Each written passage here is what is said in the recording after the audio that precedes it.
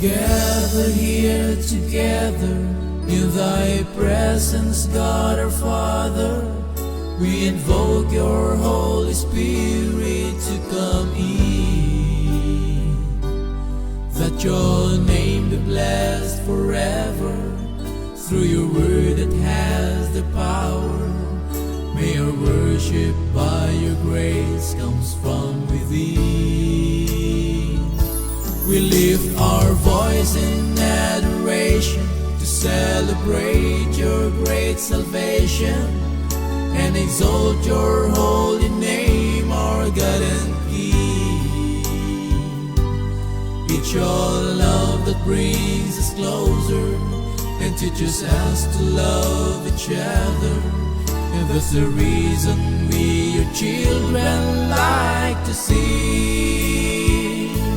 songs of praise to God the Father, to Jesus Christ our great Redeemer, to the Holy Ghost that makes this truth so real.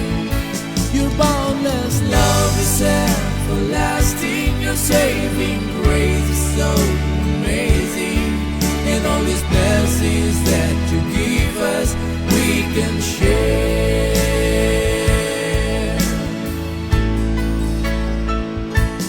Our Father, blessed be your name. Your kingdom come, your will be done. Father, you're always the same, who was and is to come.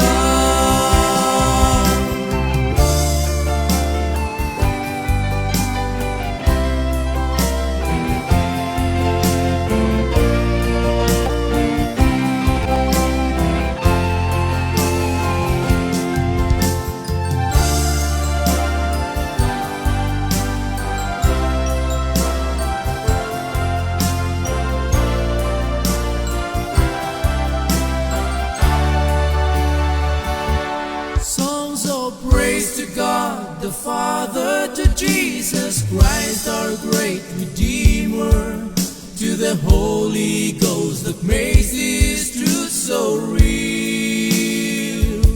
Your boundless love is everlasting, your saving grace is so amazing, and all these blessings that you give us we can share. Praise to the Father, praise to the Son, praise to the Spirit, praise to the Three in One. Praise to the Father, praise to the Son, praise to the Spirit, praise to the Three in One.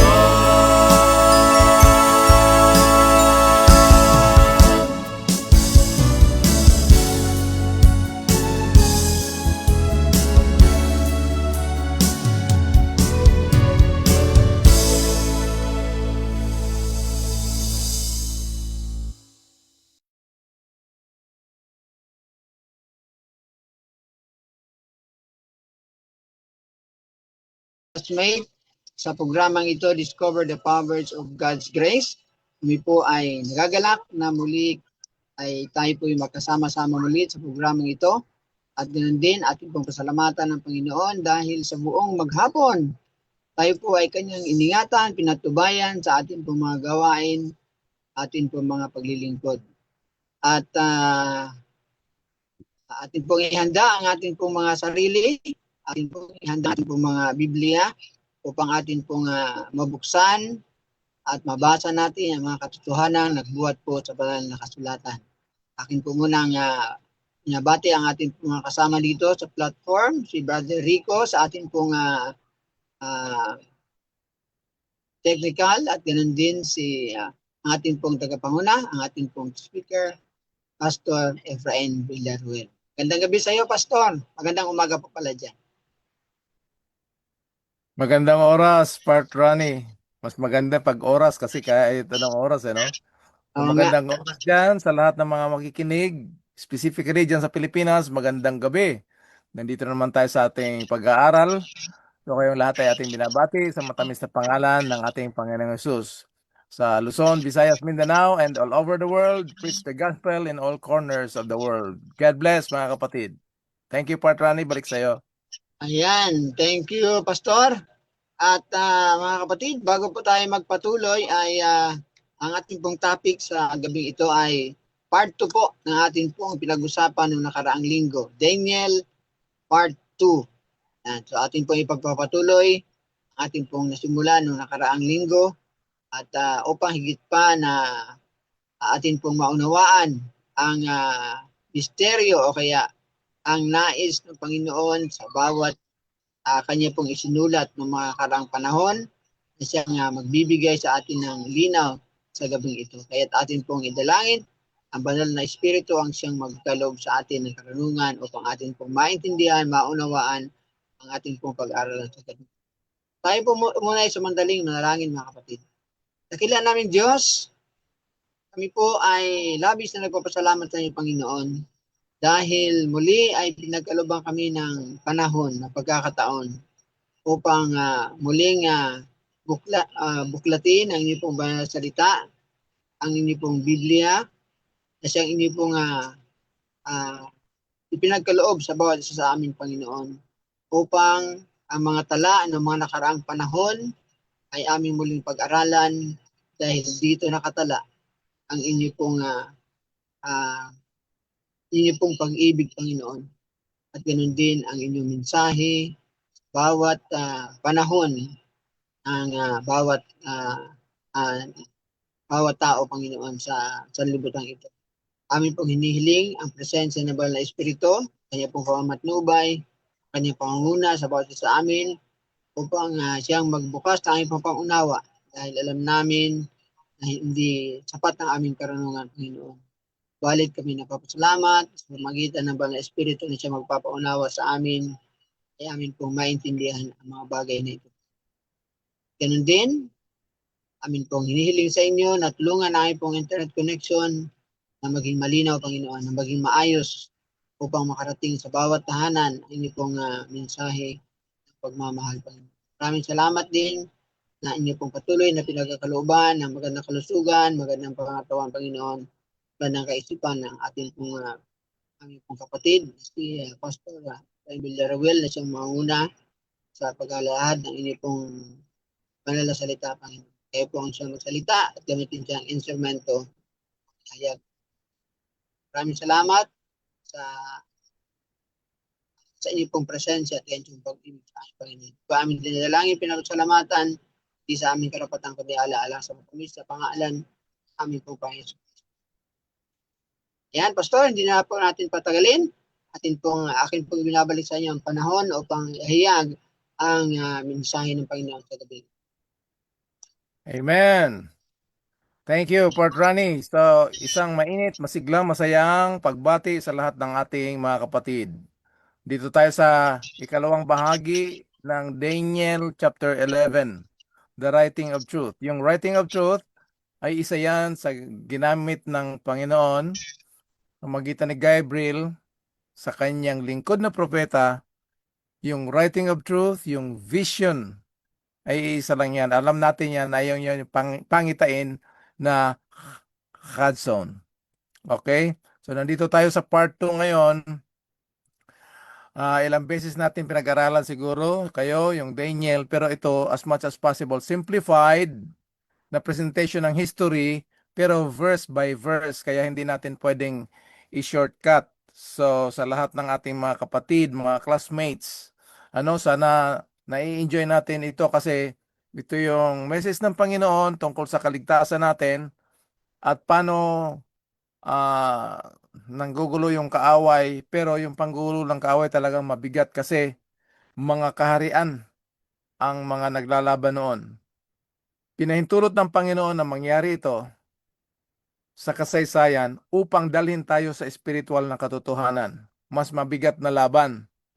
Kasi from literal, geographical, historical Israel against Babylon, Medo-Persia, Greece, and Rome. Totoo yun, ano? Mas mabigat kasi geographical yun eh. Ito ngayon, global. Pero kailangan malaman natin ang literal para pag-apply ng spiritual. Sino ngayon ang spiritual Israel at sino naman yung spiritual na Babylon. Okay mga kapatid? Ayan. So nandito tayo sa part 2. Titingnan nyo yung graphics. Picturean nyo yan mga kapatid.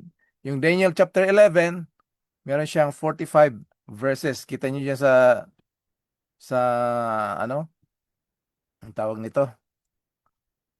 Diagram. Ayan. Magmasdan nyo muna, no? Pumasok na tayo last time dito sa Rome. So itong nasa taas, nakita nyo na line na parang pula or orange ang dating dyan sa inyo. Yan yung vision of 2,300 days or evenings and mornings. Okay, from Daniel chapter 11, kalahati ng verse 2 hanggang verse 40. Kita niyo mga kapatid? Bakit dyan tayo sa verse 2? Kasi yan yung time na nagbigay si Artaxerxes ng command to restore the city of Jerusalem and the temple and the city. Hindi lang siya temple. Hanggang doon sa verse 40. Ang interesting dito mga kapatid, yung Daniel 8:17, time of the end. Yun yung time of the end, matatapos yung hula, yung vision ng Hudson. Pagdating ng verse 40, Daniel 11 verse 40, and the end time. So meron tayong landmark ng end time. Mga kapatid, ulitin ko ha, hindi tayo dito time setting na kung kailan darating si Jesus, ganito, ganyan. Tinitingnan natin yung mga events verse by verse at kung anong sinasabi ng Bible at paano ito tinupad ng hula. Okay? Hindi ako eloquent speaker, so we're just trying through the guidance and the leading ng Holy Spirit na maipakita sa atin, ito pala yung mga verses dito kasi hindi ko alam. Pero by nature, Bartrani, itong Daniel 11, lalo na 45 verses, talagang yung laman natin tatama rin magbasa nito. Eh kung tamad na tayo magbasa, paano pa tayo mag-aaral? Para kumisan yung sa singing group, hindi pa memorize yung title eh. Yung title hindi ma-memorize, paano pa natin kakantahin yung buong kanta? Parang ganyan yan mga kapatid, no? Pero talagang ang presensya ng banal na espiritu ay nandito sa atin. Patuloy siya ng inspirasyon. Kaya itutuloy natin yung ating dalawang vision ito, no? Mare, Daniel, yung vision of the mighty man, the great man, great warrior, si pre-incarnate Christ. Okay? Kailangan niyang tulungan si Gabriel. Kumusta, Patrani? Kumusta ang sound ko dyan? Sa boses ko ba o sa computer? Okay naman po. Okay, praise God. Oo. So, sa mga nakalimutan, konting review tayo. Yung vision sa Daniel chapter 8, dalawang vision, mare, maliit na pangitain, that is determined upon thy people. Okay, 70 weeks, pinaghati-hati yan. Pero yung mare, kasama siya, nasa loob siya ng malaking pangitain. Revelation. From 457 to 1844. So yung doon po tayo sa mare, ano? Yung 70 weeks are determined upon thy people. So yung word na determined, katak, o pag binasa mo yun sa English, chatak, to cut, to dissect. Alam na natin na yung 70 weeks, hati-hati sa 7 weeks, 62, and 1 week. Yung political Rome.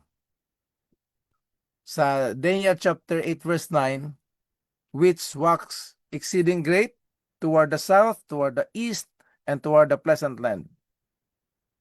Bakit exceeding great? How did he destroy it wonderfully? Kasi yung atake ng Little Horn, hindi lang yung bansa, kung hindi pati yung God, the kingdom of God, the people of God, the nation of God. Pagdating dito sa verse 25, Prince of Peace, but he shall be broken without hand. May kalituan ng mga tao dito. Tayo kung minsan nalilito kung si Jesus Christ ba ito o yung Rome. Ano? Makikita natin yan sa Daniel chapter 11 kung sino yung shall be broken. Kasi pag tingnan niyo mga kapatid, hindi siya basta-basta the Prince of Princes. Alam natin na si Jesus Christ yan, Pax Romana. And he shall be broken without hand. Ano yung mangyayari na magkaroon ng kamatayan doon sa Rome na may kamatayan na malaking event? Okay? Sa kabila ng parang bongga yung kapangyarihan ng mga bansa, sa kamatayan ng may mamamatay dito, bagsak yung kanilang bansa. Sa gera mga kapatid, pag namatay yung kalaban, talo talaga sila. Pero sa karya ng Diyos, sa kamatayan ng ating Panginoon Hesus, bagsak lahat ng mga bansang makapangyarihan. So yan ang ano natin, no? Sa aking inaanak na si Nico dyan sa Masbate, praise the Lord sa ating mga classmates dyan. Okay, tuloy tayo. Ito na yung study natin na ipagpapatuloy natin. Dito tayo nag-start, nag-end last week, no? Daniel chapter 8 verses 23 to 25. Nakita niyo yung naka-highlights, depende yan sa inyo translation. Dito sa translation, hinighlight ko dito yung mga main events. And in the latter period of their dominion, yung their dominion dito, nasa bracket siya ng 4 kingdoms. For generals ni Alexander the Great. Bakit? Mamaya sasabihin ko sa inyo, o kaya baka makalimutan ko. 99% dyan sa internet, pag mag-aral kayo kung sino itong Little Horn, ang itinuturo dyan ay si Antiochus Epiphanes. Ngayon, kung si Antiochus Epiphanes yung Little Horn, bakit hindi kaya ni Gabriel? Bakit kailangan bumaba yung mighty man? Si Michael, the Prince. Matindi yung power ni Antiochus Epiphanes. Kaya hindi siya pwedeng Antiochus Epiphanes. Kaya titingnan natin ito. When the wrongdoers have run their course. Patrani, pwedeng pabasa ng Daniel chapter 8 verse 23. Daniel 8:23, at sa huling panahon ng kanilang kaharian, pagka ang mananalansang ay magsidating sa kapuspusan, isang hari ay babangon na may mabagsik na pagmumukha at nakaunawa ng malabong salita. Yan, dito sa 23, babangon pa lang yung hari na mabagsik. Pero meron dito na sa huling panahon ng kanilang, ang tinutukoy dito na kanilang, yung 4 generals ni Alexander the Great, Cassander, Lysimachus, Seleucus, and Ptolemy. Pagdating ng verse 24, Patrani, at ang kanyang kapangyarihan ay magiging dakila. Itong darating na hari, meron siyang kapangyarihan na dakila. Okay, tuloy. At ang kanyang kapangyarihan ay magiging dakila, ngunit hindi sa pamamagitan ng kanyang sariling kapangyarihan. Yan, okay. Sandali lang part. Yan ang tandaan natin mga kapatid, na lahat ng mga kaharian na ito, yung bagsik nila mula kay King Nebuchadnezzar, kay Medo-Persia, Darius and Cyrus, papunta kay Alexander the Great, papunta dito sa 4 na hari ni general ni Alexander the Great, papunta dito sa Little Horn, yung kapangyarihan ay hindi mismo nanggagaling sa kanila. Kaya pagdating natin dito ngayon, yung gulo ng political issue dyan sa Pilipinas, dito sa Amerika, sa buong bansa, merong may kapangyarihan na hindi natin nakikita. Akala natin yung kalaban natin yung mga tao. So yung tao divided sa politics, yung tao divided sa religion, pero yung nagpapahiwalay dyan ay itong power na gumagamit ng human agency. As much as God is using people human agency to bring His word, to bring His message, kokopyahin niya ng kaaway. Kasi ang style ni Satanas, I will be like the Most High. Kung hindi siya Most High, kaya kokopyahin niya si Most High. Pero yung pa-off na, pa-mute ng mic mo, Rani. Yan, thank you. Sorry. Kasi medyo nag-a-atras dito sa sound. Ngayon, yan ang tatandaan natin. Ngayon, itong dakilang kapangyarihan na ito, na hindi naman sa kanya, anong gagawin niya, Rani? Pwede ka na uling mag-on. Rani, pasensya na. Okay po. Oh. Tuloy ko po. Sige, At siya ay lilipol sa kamangha-mangha at giginhawa at gagawa ng kanyang maibigan. At kanyang lilipulin ang mga makapangyarihan at ang banal na bayan. Mga kapatid, na aking mga minamahal na kamanggagawa sa Panginoon. Tingnan nyo sa YouTube. May naglagay na naman na yung Sandelo daw mag-uumpisa daw ng July 11 or July 12 na ipapatupad na daw ni Trump yung National Sunday Law. Ano na ngayon? July 20 na dyan sa inyo, di ba? July 19. Huwag tayo mga kapatid doon sa mga time setting. Dito tayo sa timeline ng Panginoon. Tingnan nyo kung paano lilipunin, wawasakin ng kaaway ang bayan ng Diyos. Wawasakin niya ng kamangha-mangha. Dati ang pagwasak niya, masakit, brutal, talagang hindi makatao. Kung tatawagin yan ay makademonyo. Pero ngayon, Rani at sa aking mga classmates, yung iniisip natin ng mga sandalo, mga persecution na aakyat tayo sa bundok kasi hahanapin tayo at uusigin, hindi na gagawin ng kaawayan. Pinaglalaroan niya yung mind natin sa mga, ito statement ko ito, bahala na kayo.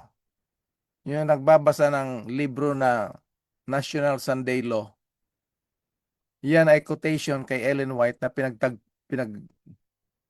tagpi-tagpi. Tama ba yung Tagalog ko, Patrani? Tagpi-tagpi. Opo, pinagtagpi-tagpi. Pag binasa mo, parang diretso na si Ellen White ang gumawa. Okay? Ang resulta niyan, nag-produce siya ng maraming SDA na takot. So, Sunday Law, takot sa persecution. Nawawala yung pagtitiwala kay Michael the Archangel, which will stand for his people, Daniel chapter 12 verse 1. Kaya karamihan ng camping natin sa mga kabataan, ang camping natin, survival camping.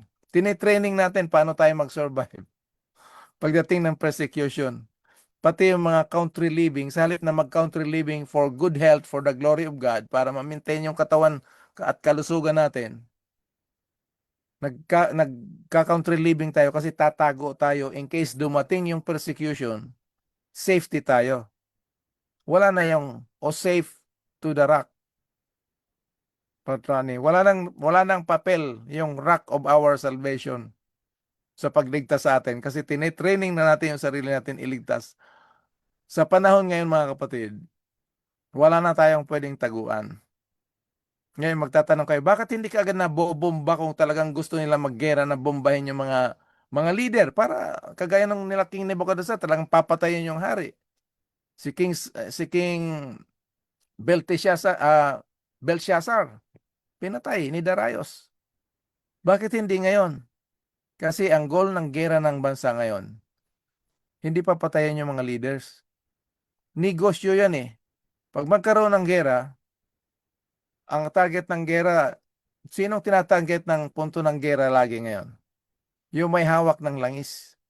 Ngayon, pag na-control yung langis, pwede mag-declare yung mga leader ng mga bansa na tataas yung presyo kasi mahirap yung langis. Negosyo yan mga kapatid. So how will the devil will destroy the people of God? To destroy, magmamangha ka. Habang namamangha ka, ginigiba ka na pala. Yan ang matindi mga kapatid. So, ipag-pray nyo kung ano yung destroy wonderfully. Kasi kung ako magsabi, sasabihin na naman ng mga tao, nag-iimbento lang ako. Pag-aralan natin ang ating mga practices sa araw ng Sabat at sa daily living natin at sa mga ibang katuruan natin kung talagang nasa Bible. Marami tayong mga practices na parang totoo pero wala sa Bible. Okay, Patrani, medyo mabigat kasi ito kaya hindi natin pwedeng i-shortcut. So he shall destroy wonderfully. Yung pag-destroy niya, magiging masagana siya, magiging matagumpay. Ngayon, yung pag-destroy niya wonderfully, and he shall destroy the mighty and the holy people. Paano niya i-destroy wonderfully itong holy people? Ngayon, itong mga holy people, siyempre mga believers, the people of God, ang iniisip natin na destroy wonderfully, physical death, yun yung uusigin tayo at papatayin. Si Satanas, sa sobrang kabobohan ni Satanas, natuto na siya na pag pinatay niya ang bayan ng Diyos, meron palang resurrection. Sayang naman yung energy niya at effort. Kaya ang technique ni Satanas to destroy wonderfully is to introduce religious programs that will appear religious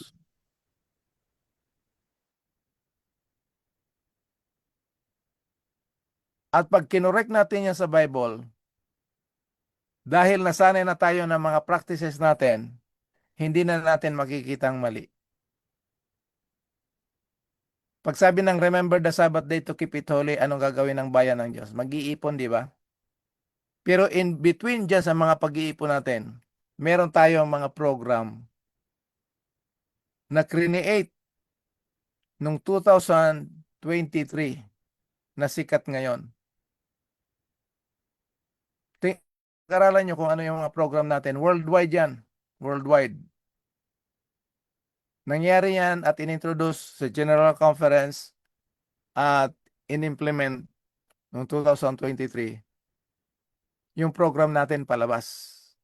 Lalabas tayo. But anyway, pero kung gusto nyo malaman, pwede rin natin pag-usapan yan. Next Sunday. Okay? So good evening. Ating bunso, si Robert Rituya.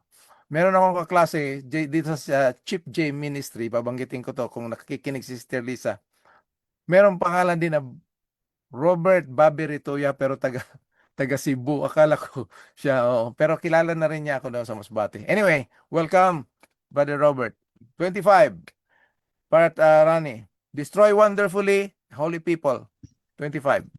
Daniel 8:25, at sa kanyang paraan ay kanyang palulusugin ang pandaraya sa kanyang kamay, at siya ay malaki ng kanyang loob, at sa kanilang ikatitiwasay ay papatay ng marami. Siya ay tatayo rin laban sa prinsipi ng mga prinsipi, ngunit siya ay mabubungal, hindi sa kamay. Kailan siya magwawasak ng marami? Sa kanilang katiwasayan. They are at peace. Yung walang iniisip na kaguluhan, doon mangyayari yung destroy wonderfully. Anyway, so punta tayo sa history. Okay, nandiyan yung Babylon, Medo-Persia, Greece, hanggang pumunta tayo doon sa Rome sa panahon ni Jesus. Okay, may color coding tayo. Ano tong when the wrongdoers have run their course? Sino yan? Makikita natin yan sa Daniel chapter 11, pero dito ibibigay ko na sa inyo. Ito yung under the leadership of Judas Maccabees or Maccabees. Sa halip na magpatuloy silang magtiwala sa Panginoon bilang mga Hudyo at pinagkatiwalaan ng Diyos ng gawain, they established a peace treaty with Rome. Kasi ang iniisip nila pag mag-join sila doon, kagaya ng ginawa ni Constantine the Great, pero ang pag-join niya is political reason. Ito naman gusto nila makonquer yung kalaban. So, nakipag-ugnay sila sa Rome. By doing so, they abandoned their trust, their belief sa tunay na Diyos bilang kanilang protector. Yung manlalaban. So yan ang nangyari mga kapatid. Pagdating ng verse 24, destroy wonderfully the holy people of God noong 63 BC, brutal suppression of Jerusalem by General Pompey. Almost 12,000 Jews ang patay. Mga kapatid, huwag nyo lang itong pakinggan. Nakita nyo yung mga dates dyan tsaka events. Tingnan nyo sa Google kasi madali na lang mag-aral ngayon eh. So hindi itong pinag-aralan at sinishare ko dito sa inyo, mga highlights na lang ito kasi mahaba naman yung history. So yung mga main events na mga pangyayari. Pag join ng people of God under the leadership of Judas Maccabeus, humiwalay sila sa Panginoon at namuhay sila ng mapayapa. Na pwede palang mamuhay ng mapayapa at magandang buhay kahit hindi na tayo magtiwala sa Diyos. Yun ang nangyari.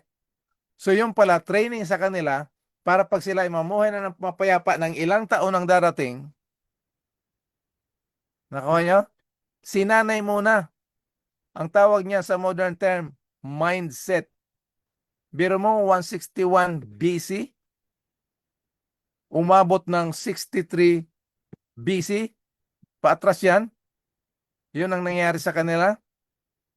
Verse 23 and verse 20. Sa verse 23, ang iniisip ng bayan ng Diyos, kalimutan na nilang Diyos kasi pabaya naman ng Diyos. Lagi tayong inaapi. Gumawa na lang tayo ng sarili nating programa at pag mag-build up tayo ng sarili ng army, mag-join tayo sa kanila. Pagdating ng 63 BC, doon sila natudas. Pagdating ng dito sa verse 25, ito na, 31 BC. Siyempre ang Rome na ngayon, ang Rome ngayon ang may kapangyarihan. Aatake siya ng mga bansa, mga bayan. Ito yung 31 BC, Battle of Actium ushered in Pax Romana under the leadership nito ni Augustus Caesar. Ano? So ito yung panahon sa Augustus Caesar, panahon na ito nandito na si Jesus. Okay? Ngayon, at that time, na he shall destroy peace, makikipaggera sila sa lahat. Diyan din yung time na hinog na yung kasalanan. Doon na babayaran ni Jesus yung kamatayan. Kaya lang, ang iniisip ng mga Hudyo, ang iniisip ng mga Roma, in-inspire ni Satanas yung mga Hudyo. Remember, they rejected already God. Pagdating ni Jesus, pero marami pa rin mga Hudyo nagsasamba sa Diyos. Pagdating ng kanilang tagapagligtas, they crucify Him. Pero yung pag-crucify nila kay Jesus, demand ng mga Hudyo yon, ang nag-execute kasi hindi pwede mag-execute ang mga Hudyo eh. Nasa ilalim sila ng kapangyarihan ng Rome. So nag-demand sila ng crucifixion kahit hindi nila ginagawa yon, kahit hindi nila practice yon.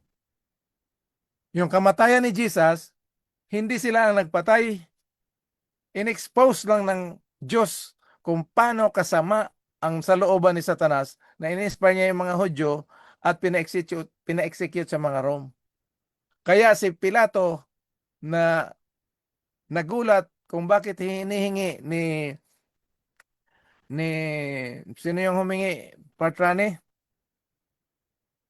Sa katawan ni Jesus? Joseph. Si Joseph of Arimathea. Anong reaksyon ni Pilato? Nagulat siya kasi hindi siya sanay tumingin. Makakita na pag may pinapako, patay ka agad in 3 hours. 3 hours lang, patay na si Jesus eh. Usually ang tao, pag pinapako, i-research nyo yan mga kapatid, 3 to 7 days. Depende sa physical condition ng taong pinapako. Hindi pa usong GMO ngayon, kaya masisigla, malalakas yung mga katawan ng mga tao. Si Jesus, kaya, Princess, but he will be broken without human agency. Kaya pag mag-accusean tayo na, hindi, mga Sabadista nagpapatay kasi Sabado, hindi, kayo mga Katoliko kasi hindi kayo, Iglesia ni Cristo kasi hindi naniwala kay Diyos. Pinapagulo lang tayo ng kaaway. Kaya napakahalaga na makatutok tayo talaga sa Word of God, mga kapatid. No? Isa pa sa pag-destroy wonderfully ng kaaway, yung ipapaisip natin, hindi nyo kaya kailangan mag-aral ng Bible, alam yung mga prophecy, sasakitan yung ulo nyo yan. Alam nyo, mas maganda yung nag-exercise, nagsasakit yung mga muscles natin para ma-tone up at ma-maintain yung muscles natin, kagaya ni Part Rani. Pag tinignan mo si Part Rani tsaka ako, Part Rani hindi naman sa pakikialam, mangihimasok lang. Ilang taon ka na ngayon? 56. 56. Oh. Pero kung titingnan yung mga kapatid sa mga classmates natin ngayon, yung mukha ko tsaka si Part Rani, mas matanda pa ako tingnan sa kanya. Kasi number one, mas gwapo si Part Rani sa akin. Pero pagdating sa mukha at sa anyo, mas matanda pa ako kasi lagi siyang nag-exercise, nagbibisikleta at kung ano-ano pa at kumakain ng malulusog. Ngayon, ganun ang mangyari mga kapatid. Kahit hindi natin maintindihan, kagaya ni Daniel, ipapaliwanag ito ng Holy Spirit sa atin. Si Daniel, nagpuasa siya ng 21 days kasi hindi niya maintindihan. Pero yung sagot ng Panginoon, nandun na kaagad. Kaya lang yung kaaway, ayaw ipaabot ang mensahe. So ngayon, pagpatamad-tamad tayo mag-aral ng Bible, lalo na yung prophecy, in the light of the gospel, ang hindi natin alam, he is destroying us wonderfully. Ang goal ni Satanas na mapahiwalay tayo sa source of life. Pag pinatay niya tayo physically through persecution na ginawa niya noon, nung Dark Ages, hindi naman sinabi ng Bible na mauulit muli eh. Ang sinabi ng Bible sa Daniel chapter 12 verse 1, such as never was. So hindi pa ito nangyayari. Ano ang hindi pa nangyayari? Yung the devil will destroy us wonderfully by religious and good programs. Kung mapapansin nyo lahat ng magagandang program natin, ang sikat ay ang pangalan ng ating denomination. Ginagamit natin yung, praise the Lord, praise the Lord. Hanggang doon lang tayo. Pero yung lifestyle natin, nakapokus talaga tayo to defend our own denomination. Hindi ako against denomination. Ang against ako, yung magpabaya tayo, mag-aral ng Word of God, at hindi natin alam, nadadaya na pala tayo, nawawala tayo sa focus sa Christ our righteousness. The everlasting gospel. Salvation in Jesus Christ. Akala natin yung prophecy, hiwalay sa gospel. Dito sa prophecy ni Daniel, dito na kaya ang program natin tuwing linggo is telescopic view of the cross. Kita mo, dito pa lang sa Babylon, Medo-Persia, pinakita na ng Panginoon ang mangyayari dito sa cross. So, yan ang nangyari mga kapatid. He will destroy many while they are at peace. In this case, kasama yung mga Hudyo, kasama rin ang ibang bansa. Dito, Egypt inattack ng Rome. Okay? Tingnan nyo kung paano nangyari dito. Pagdating sa bansa, inattack ng Rome yung Egypt. At the same time, yung mga tao, yung bayan ng Diyos, they rejected Jesus Christ after the glorious resurrection of Jesus Christ, which is the greatest proof that Jesus Christ was the Messiah sent by God, the only begotten Son of God, to save His people, to the Jew first and to the Gentiles. But they reject the temple that was rebuilt was totally destroyed. No stone left unturned. Buwal lahat mga kapatid. Yan, pag in-apply mo yan, spiritually, yan ang mabigat. Kaya, titingnan natin yung comparison ng Daniel chapter 8:25 dito sa chapter 11. Kasi Daniel chapter 11 part 2 tayo ngayon, di ba? Tingnan nyo ha. Ayan. 24, he shall destroy wonderfully. Nandyan yung holy people, craft. hindi ko alam kung anong subversion dyan sa Tagalog, Partrani. Pero pwedeng papasa, Partrani. Tapos, Prince of Princes, si Jesus Christ yan. May color coding tayo para makita natin. So, by piece. Babasahin ni Brother Ronnie Partrani yung Tagalog. Verse 24 to 25. Sige. Daniel 20, chapter 8, 24, 25. At ang kanyang kapangyarihan ay magiging dakila, ngunit hindi sa pamamagitan ng kanyang sariling kapangyarihan. At siya ay lilipol na kamangha-mangha at giginhawa at gagawa ng kanyang maibigan. May kapangyarihan at ang banal na bayan. Verse Wow. 25. At sa kanyang paraan ay kanyang palulusugin ang pandaraya sa kanyang kamay. Yan yung At siya craft, ha? Panaraya. Sige. at siya ay magmamalaki ng kanyang loob at sa kanilang ikatitiwasay ay papatay ng marami.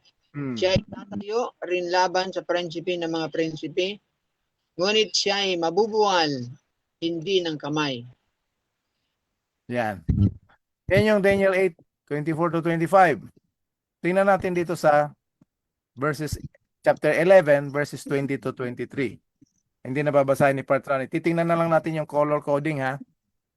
Yung Daniel 8, 24 to 25, dito sa chapter 11, nandyan yung green, that holy people. Dito sa chapter 11, jewel of his kingdom. Okay? Yung craft, color red. Dito sa chapter 11, deception. Ano sa Tagalog yung Partrani, yung craft na binasa mo kanina? Pandaraya.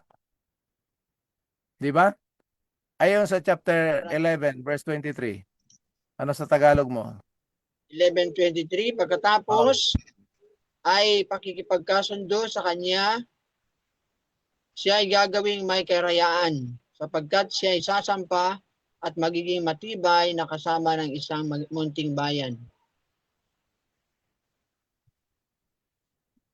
Yung hinahanap ko yung word na deception diyan. Deceitful, karayaan. Karayaan, okay. So, mga kapatid, for the sake of time, titingnan lang natin yung color coding. Siguro nakikita nyo naman dyan sa screen, di ba? So, chapter 8, holy people, jewel of his kingdom. Craft, deception sa chapter 11. By peace, tranquility. Pwede pabasa ng verse 21, chapter 11, Partrani, para makita natin kung ano sa Tagalog. Yung tranquility lang na ano nandyan sa'yo. Tranquility. At kahalip niya natatayo ang isang hamak na tao na hindi nila pinagbibigyan ng karangalan ng kaharian. Ngunit siya ay darating sa panahong katiwasayan. Yan, katiwasayan. Saan na ha? Katiwasayan. Dito siguro sa chapter 8, sa kanilang katiwasayan. Nakikita natin, ano? So yung Prince of Princes sa chapter 8, Prince of the Covenant. Alam naman natin na si Jesus yan. Dito sa chapter 8, be broken. Dito naman, shattered. Nakuha natin kung paano yung parallel niya? Okay. Tuloy tayo. Daniel 11,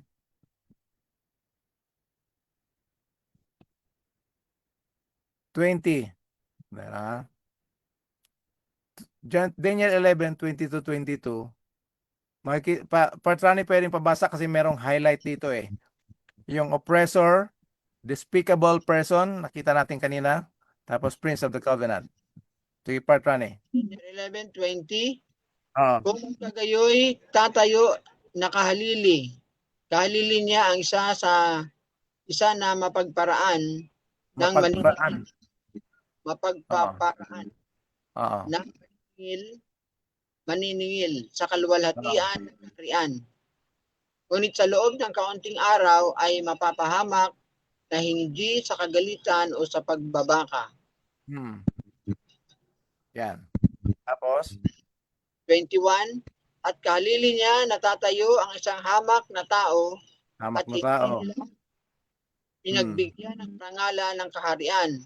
Ngunit siya ay darating sa panahong katiwasian at magtatamo ng kaharian sa pamagitan ng daya.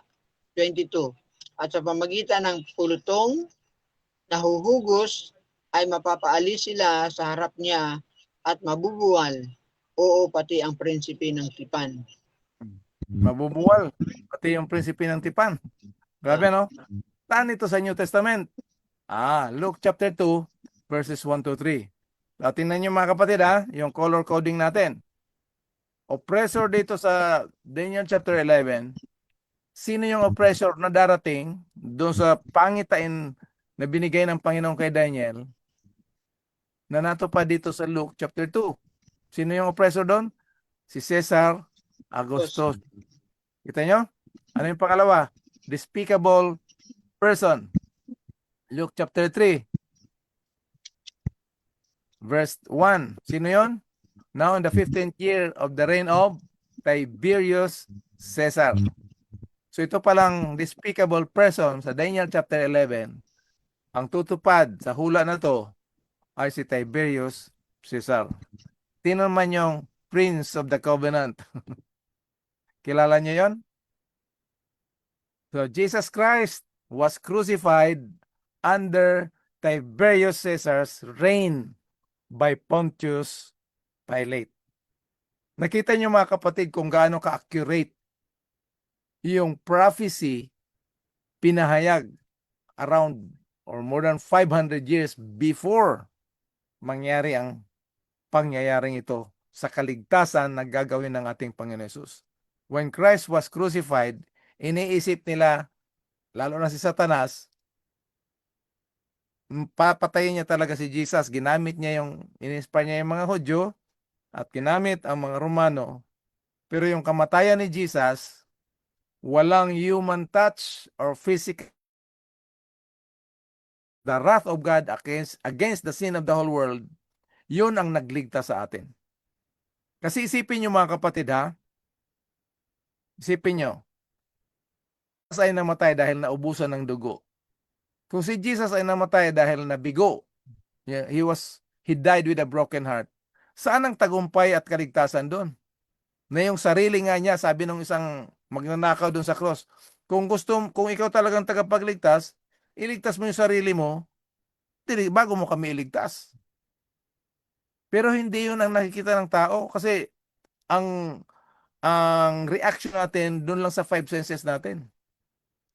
Kaya pag dinala tayo sa spiritual na katotohanan, sa mas mataas na pag-unawa sa espiritu, ang kapantayan ng ating Panginoon Hesus is not human touch or physical touch of the cross. It was the wrath of God against the sin of the whole world upang hatulan ang kasalanan doon sa cross. So ang namatay doon kay Kristo, tayo, ang ating kasalanan na tinaglay sa Kanya, Isaiah chapter 53 verse 6. Isusulat nyo yun, reviewin nyo lang. Yun ang nagligtas sa atin, pagtanggal ng kasalanan. Pero dito, pinanopisay para ano ang progression ng plano ng kaaway to destroy His people wonderfully. Yung hindi natin makita yung message of the cross, kahit pinag-aralan natin yan last week, yung message of the cross, 1 Corinthians chapter 1 verse 18, maganda na natatouch natin yung cross. Pero ipag-pray natin mga kapatid, yung liwanag, sabi ni Ellen White, the light that streams from the cross of Calvary, in order to be rightly understood from Genesis to Revelation, everything must be studied in the light that streams from the cross of Calvary. So kaya hindi sa physical touch of the cross ang nagpatay kay Jesus. It was the wrath of God against sin that dwells in the flesh. Okay, tuloy tayo sa ating kaligayahan. Balik tayo dito sa diagram. So nakita nyo na yung Rome 16, Daniel chapter 11, 16 to 20. Yan si Augusto Caesar ng panahon ni Jesus. Basahin ko sa English And he shall set his mind on coming in the power of the entire kingdom, bringing with him a proposal of peace, which he will put into effect he will also give him daughter of woman to ruin it, but she will not take a stand for him or be on his side. Itong she dito mga kapatid, ito yung Egypt under the leadership of Cleopatra Wong. Then he will turn his face to the coastal and capture many, but a commander will put a stop on his taunting against him. Moreover, he will repay him for his taunting. So he will turn his face toward the fortress of his own land. Babalik siya sa kanyang sariling bayan, but he will stumble and fall and not be found. Anong nangyari kay Julius Caesar? He stumbled and fell, assassinated siya 44 BC when he returned to his own land after military campaigns. Nakita niyo mga kapatid? Ganda mag-aral, no? Ito pa. So yan yung Augustus Caesar, Palestine, Tiberius Caesar, Pax Romana, Jesus Christ. Ito yung verses 20 to 22. So nasa loob hanggang papunta doon kay Jesus, 457 papunta kay Jesus, yan yung 70 weeks are determined upon thy people. Ngayon, nung sinabi ni Jesus, kasi sabi ni si Peter, sanay tayo si Peter na parang di ba pag ang anak natin o kahit sino, isa, dalawa, patrani, at sa mga nakikinig dito, di ba pag nagbigay tayo ng warning either sa anak natin o sa mga kaibigan, nakadalawa na to isa na lang. Hanggang 3 lang tayo. Hindi yan bago. Panahon pa nila Pedro yon. Kaya sinabi ni Peter kay Jesus, Panginoon, ilang beses ba ako magpatawad? 3 beses? Kasi mahilig tatlo eh. Ilang beses na dininay si Jesus ni Peter? 3. Yung tilaok ng manok? 3. Basta 3. Sabi ni Peter, Lord, ilang beses ako magpapatawad? 3 beses? Sabi ni Jesus, 7 times 70. O ikaw, Patrani, pag magkasala ako sa'yo, bibilangin mo hanggang umabot ng 490 yung kasalanan ko sa'yo? Tagal noon Matagal, di ba? Hindi ko nga alam kung magkakasala ako sa'yo ng ganyang kahaba. Pero yung 70 times 7 dyan na pagpapatawad, ang ibig sabihin yan mga kapatid, doon yan huhugutin sa hula ng mare na 70 weeks are determined upon thy people, kasi doon gagawin ni Jesus ang pagpapatawad at pagliligtas ng kasalanan.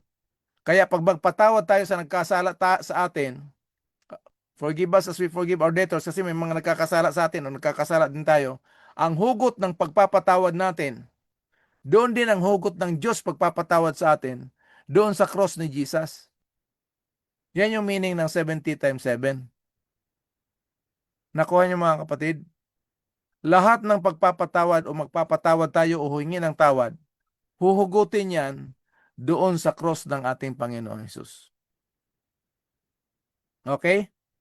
So, ganun ang kahalagahan ng 70 times 7. Tuloy tayo. Si ano naman to?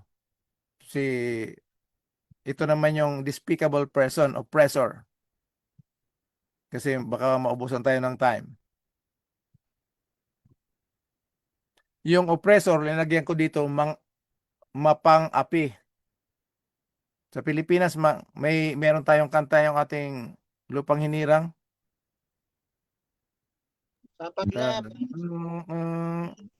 May mga api ang mamatay, di ba? Oppressor. Then in his place, one will arise who will allow an oppressor, mga api, to pass through the jewels of his kingdom. Sino ito? Si Augustus Caesar. Ano nangyari kay Augustus Caesar? Followed and under his taxation, Christ was born. Nakita naman natin niya, kailangan magbibigay ng tax yung mga tao para doon sa kaharian mo, alam mo kung ilan at sino yung mga tao doon. O at least yung population, kaya may tax. So Augustus Caesar, hindi siya na-assassinate, hindi siya namatay sa gera. He died of old age may sakit siya, not in battle. Namatay siya ng 14 AD. Okay? So yan yung oppressor. Ang despicable person si Julius Caesar. Okay? Julius Caesar, despicable person, oppressor, Caesar Augustus. Ngayon, oppressor siya in terms of iko-conquer niya yung mga bayan. Pero hindi siya destructive na i-destroy niya yung mga building, mga kagaya nila King Nebuchadnezzar. Kaya ang tawag sa kanya, Pax Romana. Pag kinonquer ka niya, hindi kanya papatayin. Kukunin niya lang yung bayan mo, pero buhay pa rin kayo doon. Ano? Ayan. Yung pangangalagaan kayo. Kaya, kung may chance kayo mga kapatid, reviewin nyo yung Daniel chapter 7, yung kuko ng halimaw. Di ba yung halimaw, bakal yung ngipin, bakal yung paa, lahat bakal. Pero yung kanyang kuko, bronze. Ano nga yung kaharian yung bronze? Greece. So hindi nila i-destroy yung mga architectural building. I-maintain nila yon, i-preserve. Yan si Augusto Caesar, kaya ang tawag sa kanya Pax Romana. Prince of Peace. Kumbaga, kaya nung ipinanganak si Jesus as Prince of Peace, nagulat yung mga shepherds. Bakit? May iba ba ang Prince of Peace? Si Augusto Caesar yun. Pag mag-birthday siya, bongga.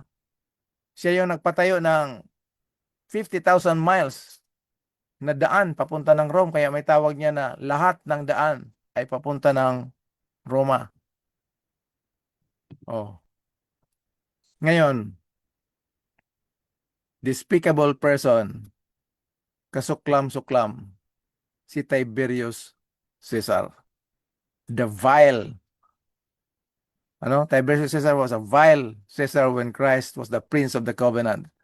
And in his place, a despicable person will arise. Nakuha natin mga kapatid. Ayan, ang verses 20 to 21. Kapuntahan na natin to. Balikan natin yung Daniel chapter 11 verse 14, yung sinabi ko sa iyo kanina pa, Patrani. Doon sa Daniel chapter 8 verse 24, anong tawag doon sa Bible mo, Patrani? Dito sa chapter 11, robbers of thy people.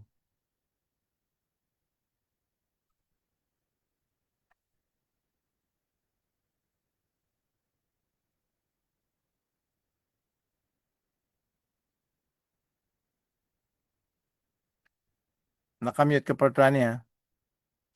Mga anak ng Mangdadahas. Hmm. Chapter Chapter 8 verse 24, ano? Mga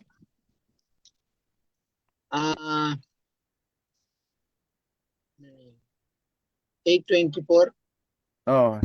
Yung wrongdoers. I'm sorry, 23. Daniel 8:23. Mangdadahaan, mananalansang. Mananalansang. Dito sa 11:14, robbers of the people. Mangdadahas. Mandadahas. Okay, titingnan natin yan. Basahin natin, ha? And in those times, there shall many stand up against the king of the south. Pasok na dito yung king of the south. Also, the robbers of thy people shall exalt themselves. Anong gagawin ng robbers of thy people, the wrongdoers? They will exalt themselves. Itataas na yung sarili nila to establish the vision. O ngayon, nakita niyo yung vision dyan sa screen ninyo. Ano yung vision na pula? Sa color coding natin. Hudson. They will exalt themselves to establish the vision, the Hudson.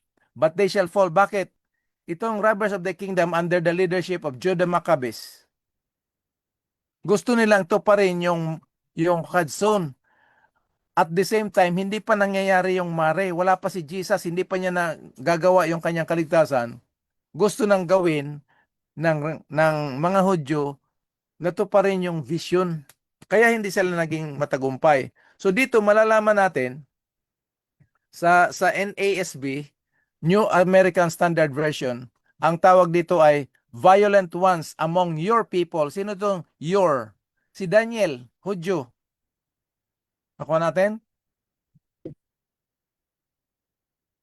Yung robbers of thy, Daniel, kababayan mo, yung mga robbers ng mga tao.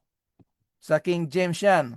Sa New American Standard, violent ones among your people will also lift themselves up. Ipapasikat nila na kaya nila under the full or in order to fulfill the Hudson, the vision, but they will fall. Kaya ako binigyan ng diin ito kasi nga iniisip ng mga tao na si Antiochus Epiphanes yung little horn. So panahon pa ito nila Maccabeos. Dito sa Daniel chapter 8 verse 14, yan yung vision, yan yung Hudson. So ito si Judas Maccabeus cleanses the temple in 165 BC. 165 BC, bakit nila gusto i-cleanse? Kasi ito si Antiochus Epiphanes, siya yung nag-desecrate ng temple. Kaya maraming nalilito, pag Daniel chapter 8 ka lang, yung little horn, na dinesecrate yung temple, papasok talaga si Antiochus Epiphanes. Kaya thank God for Daniel chapter 11 dahil dito i-explain kung ano talagang nangyari. Kaya sinasabi ko, ulitin ko, yung Book of Daniel is progressive. Pag ganyan yung palaki ng palaki yung picture. Nakuha nyo? So ngayon, para sino nag-desecrate ng temple na restore nila? Si Antiochus Epiphanes. Sinong gustong umayos? Si Judas Maccabees and his people. Yan yung robbers of the people or the wrongdoers. Kasi ang pinaghuhugutan nila yung John chapter 10, yung Feast of Dedication or Feast of Lights, Hanukkah. Yan yung sineselebrate hanggang ngayon dito sa Amerika pag December. Hindi ang mga Jew hindi nagki-Christmas pero meron silang Feast of Light, Hanukkah. Kaya ang mga pagan nagkopya-kopya din. Kaya meron tayong tinatawag na Christmas lights. Di ba attractive pa iba-ibang color? Tapos kikislap-kislap. Kaya may kanta tayo dyan sa Pilipinas, kumukuti-kutitap, kinakanta yan pag mga December. Yan yung Feast of Light sa Bible or Feast of Dedication. Winter gagawin yan. Kasi pag winter, maaga bumaba yung araw. Alas 4 pa lang, sunset na. So, habang alas 4 pa lang, maganda na may ilaw na. Nakuha natin mga kapaters. Ngayon, tuloy tayo.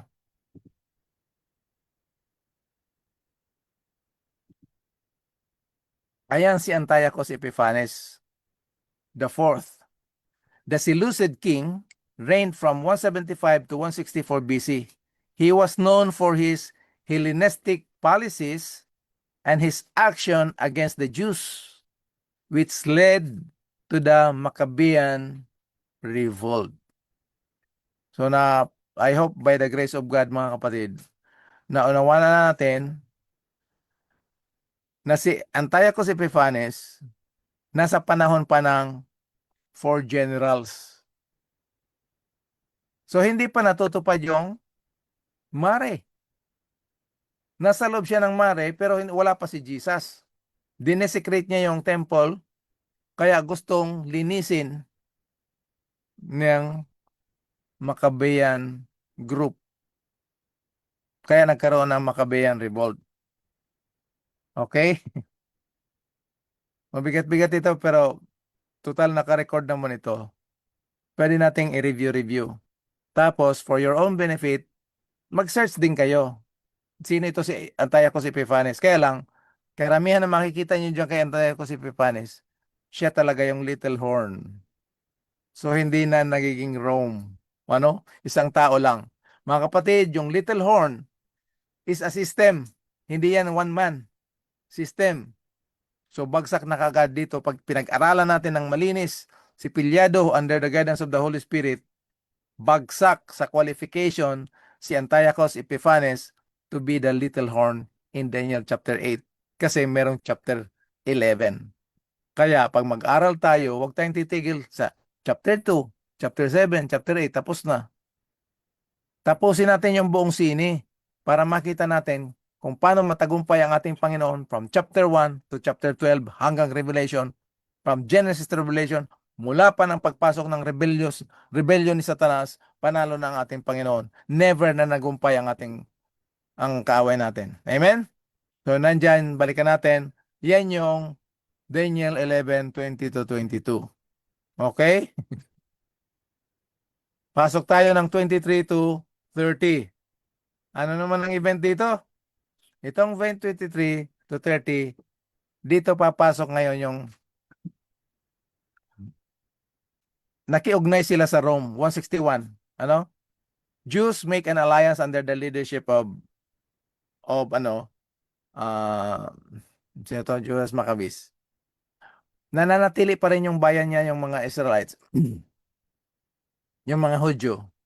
Umabot ng Pax Romana, Battle of Actium, Egypt treasury taken by Rome only for a time, 360 years. Kasi yung time is 1 year. Ngayon sa prophecy, yung 1 day is 1 year. 160 days. Dahil prophecy ito, makikita mo dyan yung for a time. Tingnan nyo mga kapatid kasi matindi ito. Kung hindi natin, almost tapos na tayo, pero dito muna tayo sa diagram. Saka na natin ulitin yung part 3 natin ng Daniel 11. Gusto ko lang i-point out. Alam ko mahaba na ito pero pag pinutol natin ito mabibitin. So dito muna tayo, no? Nandyan yung Egypt treasury taken by Rome only for a time. That is 360 years. Kailan nangyari ito? 330 AD. May diagram kaya hindi tayo malilito mga kapatid, ano? Daniel 11:23 to 24. Nakita niyo yung and he will devise his schemes against the strongholds but only for a time. So time is 1 year. Ngayon yung 1 year is 365 days. Pagdating dito sa prophecy ng mga kingdoms is 360 years. Tingnan natin ha. Ayan, para meron tayong diagram, hindi tayo malito dito sa year. 31 BC, Battle of Actium, usher in Pax Romana. Yung nakikita niyo dito mga kapatid, 31 BC, Battle of Actium, Pax Romana. I-research nyo sa Google or ChatGPT yung mga ginagamit. Ako hindi ako gumagamit. At least Google lang ako. Pero titingnan nyo kung anong event yan. Okay? Para hindi ito galing dito sa akin, nag-i-expand yung resources nyo. Mag-research kayo sa time nyo paggabi. Yung salit na manood kayo ng mga TV, mga kung ano-ano dyan. Dito tayo mag-focus tayo sa Word of God. Yan, Pax Romana, from 31 BC to 30 AD, so 1 year yan, di ba? Egypt's treasure taken. Ngayon, from 30 BC to 330 AD, panahon ni Constantine, lumipat si Constantine dahil syempre leader siya, warrior siya, leader siya ng bansa, para maiwasan yung mga assassination, para maiwasan yung kamatayan. So he moved the capital from Rome to Constantinople. Ilang years ito mga kapatid? 360 years. Yan yung time. He will devise his schemes against the strongholds, yung mga matitibay ng mga bayan, but only for a time. So yung Rome dito, na nanguna kumuha ng treasures from the Egypt under the leadership of Cleopatra Wong, hanggang 360 years papunta kay Constantine the Great was 360 years. Yan yung Daniel chapter 11 verse 24. Okay? So meron na tayong idea. No? Pasok dito yung 31 to 39. Daniel 11, 31 to 39. Ito yung abomination of desolation. Kaya pasok dito yung little horn, si Antiochus Epiphanes, dito pa siya sa verses 5 to 14, to 15, to 16. Nakita nyo ito, oh? Dito malayo yung little horn. Kasi papasok yung little horn. Ang purpose ng little horn, upang hadlangan ang mensaheng ginawa ni Jesus dito sa cross na kaligtasan ng buong sanlibutan. Kaya merong cleansing, yung cleansing of the sanctuary is actually restoration of the message of the everlasting gospel. Na niyurakan ng little horn dito sa verses 31 to 39. Abomination of desolation. Armed forces of his will arise and defile and desecrate the sanctuary and stronghold. Ano yung sanctuary and stronghold? Yan yung everlasting gospel ni Jesus. And will do away the regular. Kaya yung word na regular, yung word na sacrifice sa King James, naka italics. Hindi ko alam kung makita nyo yun kasi baka sa mga cellphone nyo maliliit. Pero kung ipatagilid nyo yung cellphone nyo, makikita nyo yan. O picture nyo para makita nyo yung diagram natin. Wala yung sacrifice kasi hindi ito literal na sanctuary doon sa ginagawa nila Moises. So yung pag sinawag ng regular na pag-aralan natin, regular, continual, daily, yan yung everlasting covenant na dinexecrate, trinample down ng little horn underfoot for 1,260 years. From 538 to 1798. Then the king will do exactly as he pleases. He will exalt himself and magnify himself above every god. Yung every god dito kasi hindi nila kinikilala ang Diyos kaya maraming Diyos sila na iniisip. Pero kung meron man mga Diyos, mas magaling sila. Yan yung self-exaltation ng little horn, ng Rome. And he will speak outstanding and disgusting things against God of gods. And he will prosper until the indignation is finished, for that which is determined will be done. Verse 36 yan ng chapter 11. Verse 39. Sinortcut ko na lang ito, pero basahin niyo yung 31 to 39. He will act against the stronghold forces with the help of the foreign god. Alam niyo kung sino yung help ng foreign god? Yun yung kalalaan. He will give great honor to those acknowledge him, and he will cause them to rule over many, and will parcel out land of price. So yan pasok yung little horn. Okay? So ngayon, dahil sa gabi na, Patrani, babasahin ko lang ito pero re-reviewin natin tong part na to next time. Okay? Dito tayo magtatapos sa verses 31 to 33. Sundan nyo ako mga kapatid ha. Ang maganda siguro nito Patrani, kaya magtatapos na tayo. Basahin mo muna sa Tagalog. Dito lang tayo 3 verses lang. Tapos babasahin ko sa English. Nakalagay dito yung anong ibig sabihin dyan sa blue na naka-highlight. Basahin mo lang diretso sa Tagalog tapos babasahin ko Patrani dito sa English. Daniel chapter 11 verses 31 to 33. At mga pulutong ay nagsisitayo sa kanyang bahagi. At kanilang lalapastanganin ang sanktuaryo sa makatuwid bagay ang kuta at alisin ang laging handog na susunugin at kanilang ilalagay ang kasuklam-suklam na naninira. Verse 32. At ang gayon ay gumawa na may kasamaan laban sa tipan ay mahihikayat niya sa pamagitan ng mga daya. Ngunit ang bayan na nakakakilala ng kanilang Diyos ay magiging matibay at gagawa ng kabayanihan. Verse 33.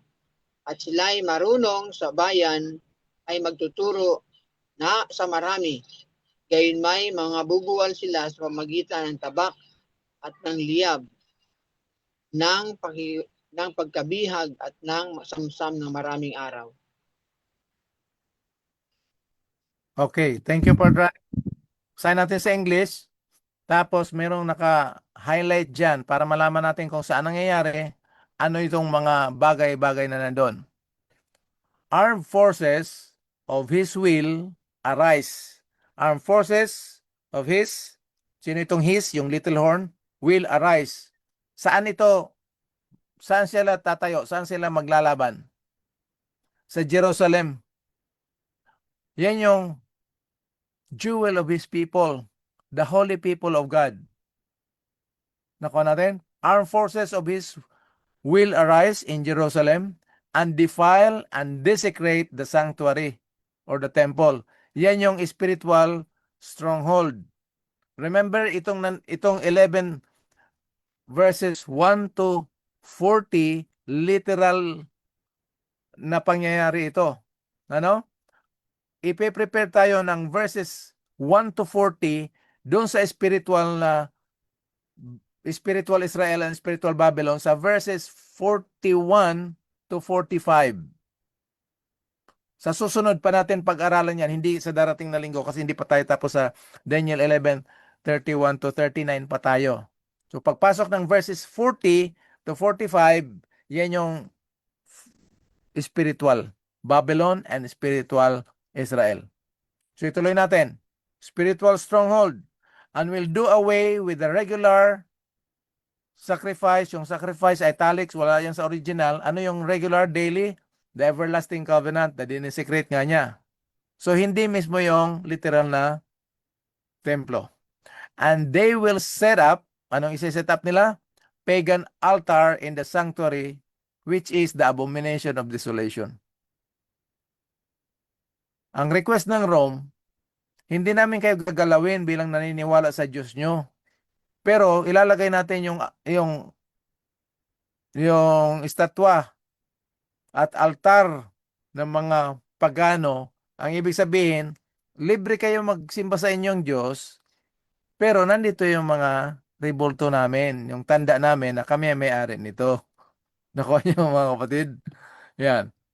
With smooth words, hindi sila magmumura.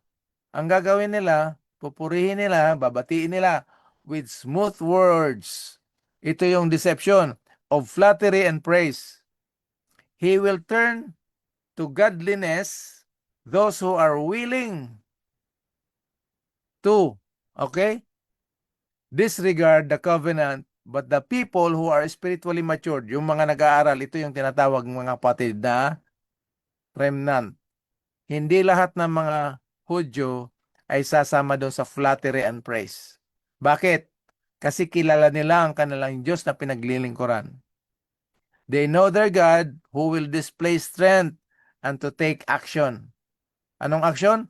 To resist the flattery, to resist the pandaraya ng kaaway. Verse 33, they who are wise, yung nag-aaral ng prophecy at nagbabasa ng Bible, at least at that time, and have spiritual insight among the people, will instruct many. Sila ngayon ang magbibigay ng mga Bible studies and help them understand. Yet, for many days, some, sino itong some? Some of them and their followers will fall by the sword and flame. Ito na yung literal na persecution at the time. Na yung mga naninindigan sa katotohanan, papatayin by captivity and plunder. So mga kapatid, ituloy nyo lang pagbasa hanggang chapter 39. Para sa linggo, alam natin, kung hindi nyo masyado maintindihan nyo kasi nandiyan yung Holy Spirit. Pero mas maganda, binabasa natin para pag-aral, ito pala yun. Ano? So mga kapatid, dito muna tayo magtatapos kasi mag-aalas 9 na. At syempre may mga pasok pa kayo bukas, may mga gawain. Partrani, dito muna tayo magtatapos. Okay? Ang ating conclusion dito, kung gaano ka-accurate yung prophecy at pinapahayag, pinapalaki ng Panginoon yung pangitain upang mas maintindihan natin kung ano yung mga meaning ng symbols papunta sa katuparan ng katotohanan. Okay, Partrani? Yan, thank you, Pastor, sa isang napakaganda na pag-aaral. At nakita natin mga kapatid, no, yung history at yung prophecy na nagsasalita tungkol sa totoong plano ng Diyos. At makikita natin dito yung fulfillment sa nating Panginoon Kristo. At nais kong basahin, Pastor, mayroon ditong comment po si Brother Roberto Hirona. Sabi po niya dito, knowing history is very crucial as this reminds us of the failures of the past And by being aware of it, we can avoid the loopholes and avoid it for our own good. Usually, history repeats itself as it is the nature of man to never learn a lesson. Man's stubbornness is perennial like the grass. Ayan, thank you, Father Robert, sa iyong binahagi. At yan, Pastor, bago ko babasahin yung ating ating mga nakasama sa gabing ito, tayo po muna ay mag-end ng ating pong panalangin. Kaya po manguna, Pastor, sa panalangin. Tayo manalangin mga kapatid. Ama namin banal, salamat Panginoon na wala kayong ibang gagawin kung hindi ipahayag ang mga bagay na hindi namin nalalaman sa magitan ng inyong mga lingkod na siya inyong mga propeta. Upang sa magitan ng mga pangitang ito, maunawaan namin, maintindihan, maisakabuhayan, at maibahagi ang mga katotohanan na inyong tinuturo sa amin upang kaming lahat ay maihanda, hindi lamang sa pagtanggap sa inyo, kung hindi pati sa pakikisama sa inyo magpakailanman. Mula sa pangako, katuparan, at karanasan. Kaya papuri, kaluwalhatian ay binabalik namin sa inyo, sa inyong kabutihan sa bawat isa sa amin. Patuloy kami bigyan ng inspirasyon ng Banal na Espiritu na ang pagmamahal sa katotohanan, pagbabasa at pag-aaral ng inyong banal na salita. Dito namin maintindihan, makikita ang katotohanan na kay Kristo na siyang magpapalaya sa amin mula sa pandaraya ng kaaway. Na ang kanyang pandaraya ay mula sa mga magagandang pagpupuri at magagandang pakinggan na salita. Ngunit ang tunay na magandang salita ay mula lamang sa tunay na salita, si Jesus Christ. In the beginning was the Word, and the Word was with God, and the Word was God. Kaya Panginoon, aming inaasahan ang pangyarihan ng Banal na Espiritu na siyang patuloy maggabay sa bawat isa sa amin. Sa ikalalago, ikatitibay ng aming pananampalataya hanggang sa wakas. Pagpalain lahat ang aming mga kapatid nakikinig ngayon at makakapakinig pa na aabutin ang mensaheng ito at magkakaroon ng pagkatuto, mahalin ang inyong katotohanan. Salamat Panginoon at ang inyong mga anak, mayroong mga kahilingan, mga pangailangan, ito ay tutugunin sang-ayon sa inyong banal na kalooban. Kaya papuri, pagpasalamat, binabalik namin sa inyo sa gabing ito. Pansamantala kaming maghiwa-hiwalay, ang patuloy na iyong pag-ibig, biyaya ng aming Panginoon Hesus na nagsusustain sa aming pananampalataya at gabay, pananahan ng Banal na Espiritu ang siyang aming maranasan. Itong aming dalangin sa matamis na pangalan ng Panginoon Hesus. Amen. Patrani, balik sa iyo. Yan, thank you po, Pastor. At kami po ay, sa pangalan po ng buo ng programang ito, kami po ay nagpapasalamat sa aking po mga nakasama sa gabing ito. At kami po ay nag-iiwan ng God bless us all mga kapatid. Ingat po tayo sa ating po mga gawain at paglilingkod at tayo po ay Sabi mo, babasahin mo yung Patrani. Greetings. Baka may greetings doon hindi mo mabasa. Magtampo sila sa iyo, Patrani. Nakasama natin sila Brother Manding Claveria, Sister Elizabeth Saketun Arlina, Sister Anne Marie. Ayan, magandang gabi, Sister Anne. Sister Adoracion Baltasar, Sister Merna Doctolero, Sister Mercy Gonzales de Luna, Sister si Brother Joseph Elson Laison ay nakasama din natin. Si Sister Melissa Somoza Salinas, si Brother RML, di ko masyadong ano yung pangalan nito, si Brother RML DF Jr. Sabi niya, good evening po sa lahat at sa ating Pastor Daddy Ninong Epe. Yan. Si Brother Brother Ramil Resetes ay atin din nakasama sa gabi ito.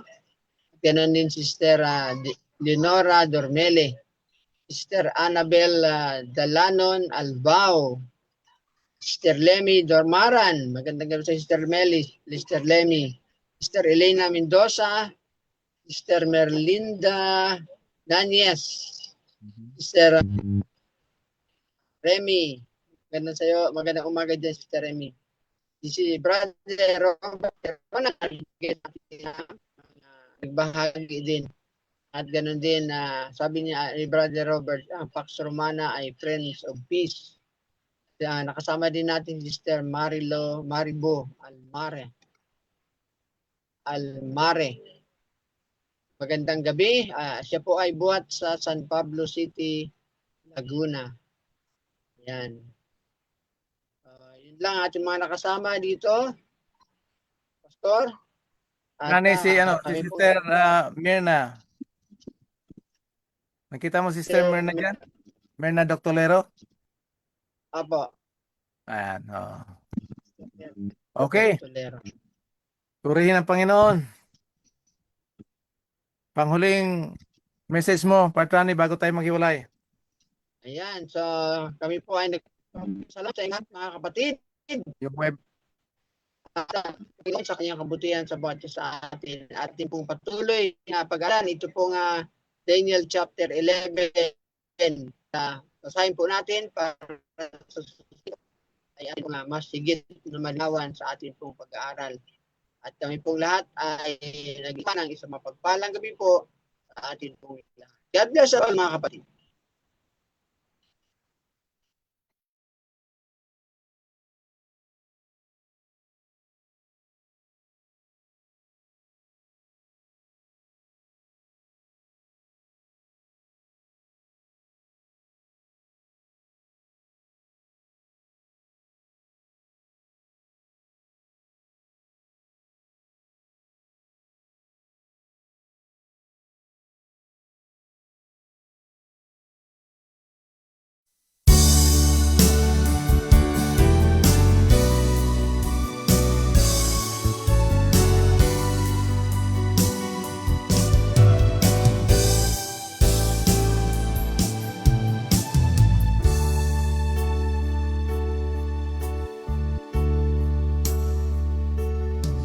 As we gather here together in thy presence, God our Father, we invoke your Holy Spirit to come in, that your name be blessed forever through your word that has the power.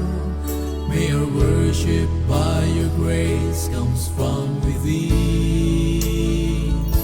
We lift our voice in adoration to celebrate your great salvation and exalt your holy name, our God and King. It's your love that brings us closer and teaches us to love each other, and that's the reason we, your children, like to sing songs of praise to God the Father, to Jesus Christ our great Redeemer, to the Holy Ghost that makes this truth so real. Your boundless love is everlasting, your saving grace is so amazing, and all these blessings that you give us we can share.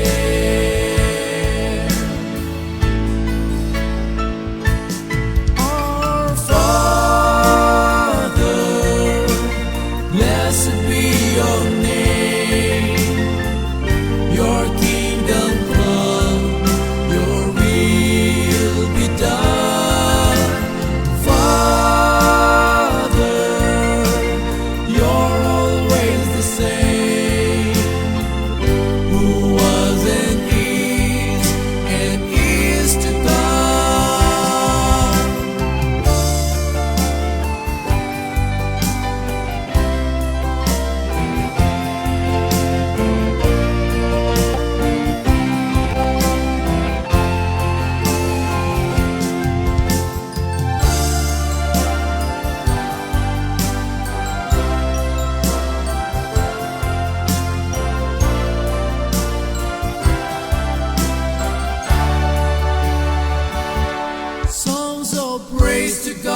the Father, to Jesus Christ, our great Redeemer, to the Holy Ghost that makes His truth so real.